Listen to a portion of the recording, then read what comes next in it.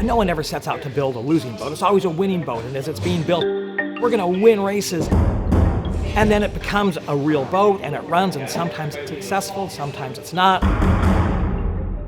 That's this boat. But it did something that was really important. I had my friend Brad Haskin, he calls me up on the phone one day and says, hey, I got this crazy idea. If I can get a couple of us friends together, we can go buy an old vintage hydroplane. It's sitting on like Craigslist. It hasn't raced in years, and the guy just wants to sell it, and we could buy it and we could donate it, and we could have a little bit of fun along the way, you know? I said, I think you're a little crazy, Brad, but let me think about it. And there's a Squire Shop going into the north turn. And I found out it was one of the Norberg boats. This was Chip Hanauer's big break. He's our big star of the sport. He's the guy who's won 11 Gold Cups. And this was the first boat that he drove to win a race. Here comes the Squire. If you were here back in the 70s and the 80s, at Squire Shop, that's where you went to get your prom clothes. That's where you went to get your cool bell bottoms.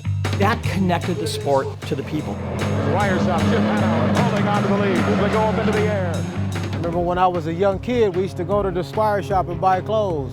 We used to wear the stonewashed jeans back in the day. Squire Shop, that's the boat to bring back. But it never could catch my Atlas van lines. But it went hard though.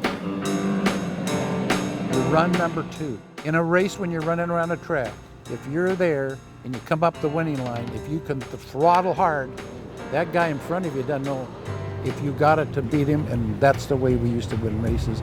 Chip Hanauer picking him up, laying him down, rocking and rolling, doing a pretty good job right now. The underdog can still win.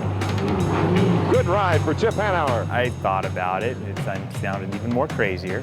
But over time, it was like, you know, it wouldn't be such a bad deal. You know, I was like, why? And he explained to me which one it was, and I was like, you know, honey, we have history with this boat. I was offered the ride in it. And I was so shy, and I was so nervous, and I just says, no, I can't do it. And he says, are you sure? And I'm like, I'm sure. And I think I kind of went and hid behind Mom. Oh, she goes, I got pictures of it. Really? I remember having braids in my hair. And that's all I really remember about it. And there it is. Her standing there on the dock, and I said, I know exactly what hole it is. That's this boat. You know, I said, we gotta get it now. And I called the guy up, and he goes, oh, I just sold the boat yesterday. I'm like, you're kidding me, right? He goes, no, I really did. I said, really? Oh man, we missed our chance. Kind of knew who had bought the boat, and after about a year of asking, he finally broke down and said, yeah, I'll make you a trade. I want another hydroplane. I'm like, I don't have another hydroplane. Well, that's the deal. So I immediately called the museum and I said, is there any boats out there at all that meet this criteria? He goes, I know of only one. It's been on the market a very long time. I had this tarp just flapping in the wind, strings hanging off it, wood literally crumbling in the ground. It was horrible, but he kept seeing the potential in it. We set up a meeting, wrote the paperwork, and we finally got the boat. To me, it was a Chip Hanauer boat. It's a Squire Shop, man. It had a deck on it, and I didn't really care. Get it down here, day one. Okay, let's remove the deck. I remember holding up the first sheet, and I hold up the fiberglass deck, and I'm looking at it, and the wood backing had crumbled into the boat. And I'm like, where's the deck? It's in pieces laying inside. And I'm like, wow, this is really rough. The very first thing I did in restoring this boat was pick the mushrooms off the bottom of the boat. It was so saturated with, you know, rain, oil from the years of racing, and then the damage was done. I was still hopeful because as long as I kept a screw, it was the Squire Shop boat, right? It's a ton easier. It's not old, grimy, unrecognizable stuff. It's all fresh cut, brand new. Not a screw put in the wood, you know, it's completely fresh. We're trying to preserve, not just create new. And so it was important to stay true to the original design. There's a legacy that we get to leave behind. It's something that not only our families enjoy and been a part of, but other people get to enjoy. The parts, well, it's kind of a long trail. It spans almost the entire country.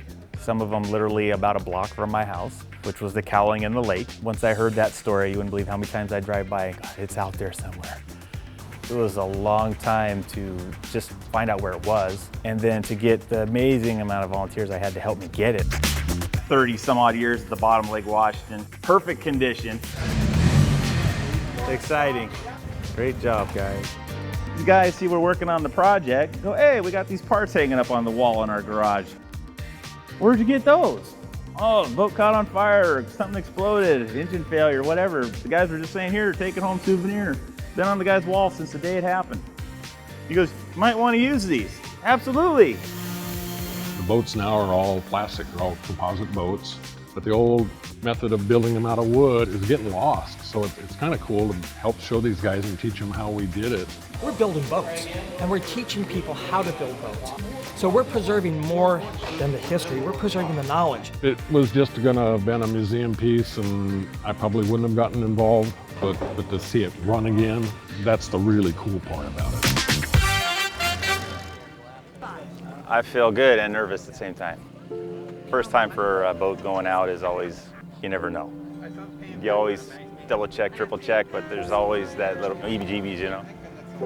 Remember popping those decks and ooh. It was a much larger project. You start by peeling off all the bad stuff, and there really was pretty much all bad stuff. So that was a huge job. And then getting hit with COVID right in the middle of it.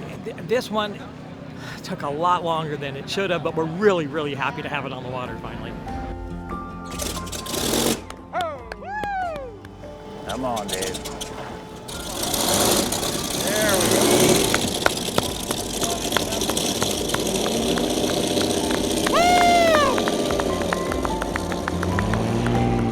It's been a 9-year journey for myself since the day of the idea. It's one of those pinch me moments. I can't believe we pulled it off. Did it, baby. See that? That's the happy sound.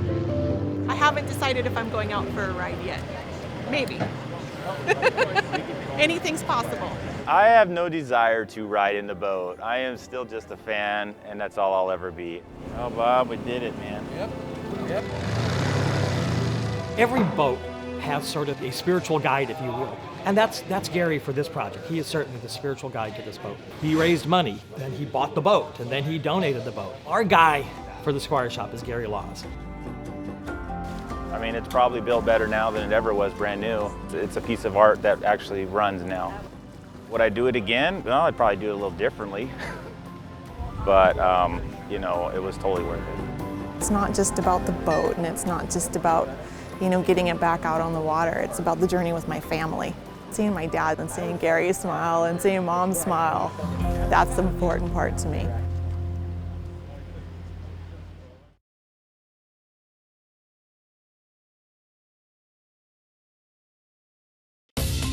Watch CityStream Tuesday nights at 7 on the Seattle channel, or find us anytime online at seattle.gov.